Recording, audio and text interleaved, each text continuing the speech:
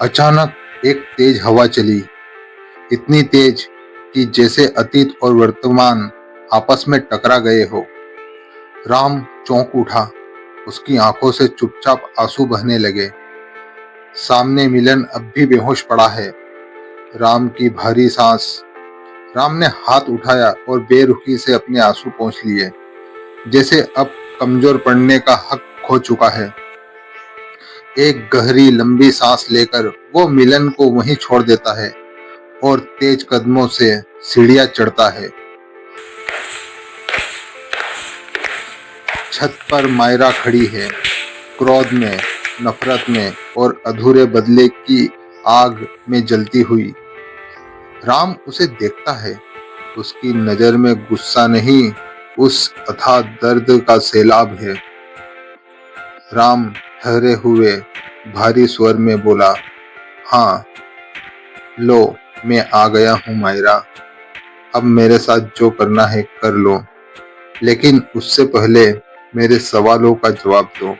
राम बोला, जब हमने प्यार किया था तो हमने एक दूसरे को एक दूसरे के नाम कर दिया था, तो तुम्हें खुद मिटने का हक किसने दिया? मुझे छोड़कर जाने का हक किसने दिया? मायरा गूंजती चीख के साथ बोली, तुम धोखेबाज हो राम, वादा करके तुम नहीं आए। राम के होठों पर एक दर्द भरी मुस्कान आई। राम धीमे कटे स्वर में बोला, सच में मायरा, तुम्हें लगता है कि मैं वहां नहीं आया था? मायरा चिढ़ते हुए बोली, नहीं, रात 2 बजे तक मैं स्टेशन पर खड़ी रही। मेरे पिता ने सब बताया। तुमने कहा था अब मुझसे कभी नहीं मिलोगे। राम की आंखें भर आई। राम बोला, झूठ कहा था तुम्हारे पिता ने।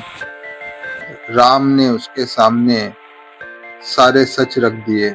माँ से इजाजत, गहने, रेलवे स्टेशन, अजनबी कार, बेहोशी, खंडहर और अगली सुबह खत्म हो चुकी तुम्हारी जिंदगी। ये सब तुम्हारे पिता ने किया था मायरा। मायरा पीछे हटती है, उसकी आंखों में उलझन है।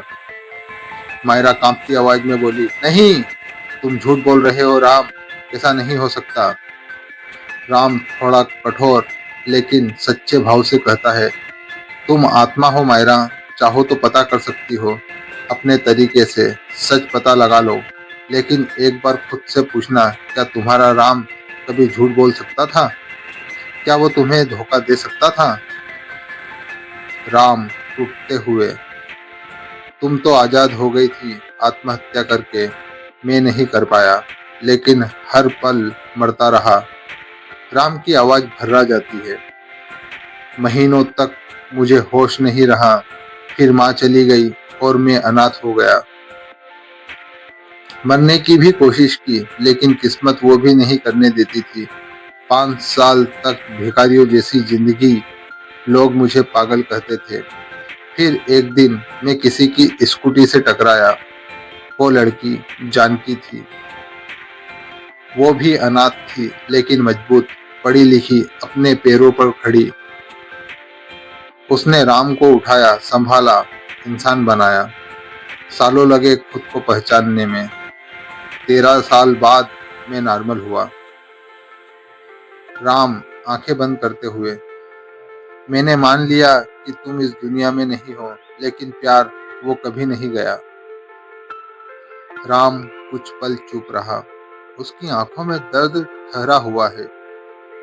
राम धीमी सच्ची आवाज में बोला, मायरा, सालों तक जानकी मुझे अपना नहीं दिया, तुमने मुझे छोड़ा नहीं। मैंने तुम्हें धोखा दिया, मैंने तुम्हें छोड़ा।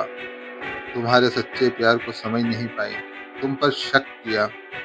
मायरा के आंसू गिरते हैं, और अब मेरी सजा यही है कि मैं तुमसे दूर रहूं। अब मेरे अंदर कोई आत्मा भी नहीं बची। जिस बदले का इंतजार था वो तो कभी था ही नहीं। अब मैं जा रही हूँ राम, हमेशा के लिए, इस दुनिया से और तुमसे। लेबर पिन हुआ है, उन्हें अस्पताल ले जाया गया है। एक पल के लिए राम का दिल धक से रुक जाता है। अगले ही पल वो उछल कर खड़ा होता है। राम और मिलन भागते हुए नीचे आते हैं। बंगले की दीवारें पीछे छूट जाती है। कुछ ही देर में राम को वो शब्द सुनाई देते हैं जिसका इंतजार हर पिता करता है। नर्स मुस्कुराकर कहती है, बधाई हो सर, आपकी पत्नी ने एक बेटी को जन्म दिया है। राम की सांसें जैसे लौट आती हैं। उसके कदम अपने आप वार्ड की ओर बढ़ जाते हैं। नर्स सफेद कपड़ों में लिपटी एक नन्ही सी जान राम की हथेलियों पर रख देती है। वो उस पल राम की पूरी दुनिया उसकी हथेलियों में समा जाती है। उसकी आंखें उस नन्हे चेहरे पर टिक जाती है, मासूम, प्यारा, बेहद शांत। राम की छाती में एक अजीब सी गर्माहट फैलती है। आंसू अपने आप बह निकलते हैं और तभी राम की नजर उसके गाल पर ठहर जाती है। एक छोटा सा तिल, वही जगह, वही निशान जो मायरा के गाल पर था। राम की आंखें फैल जाती हैं। उसके कांपते होठों से बस इतना निकलता है, मेरी मायरा मेरे पास लौट आई। राम उस नन्ही परी को अपने सीने से लगा लेता है, जैसे बरसों पुराना कोई वादा पूरा हो गया हो। बेड पर लेटी जानकी की आंखें भर आती है। वो चुपचाप इस दृश्य को देखती है, पिता और बेटी। राम उस नन्हे चेहरे को बार बार निहारता है, बार बार चूमता है। सच्चा प्यार कभी मरता नहीं। वो हमारी जिंदगी में लौट कर आता है, रूप बदल कर, भेष बदल कर।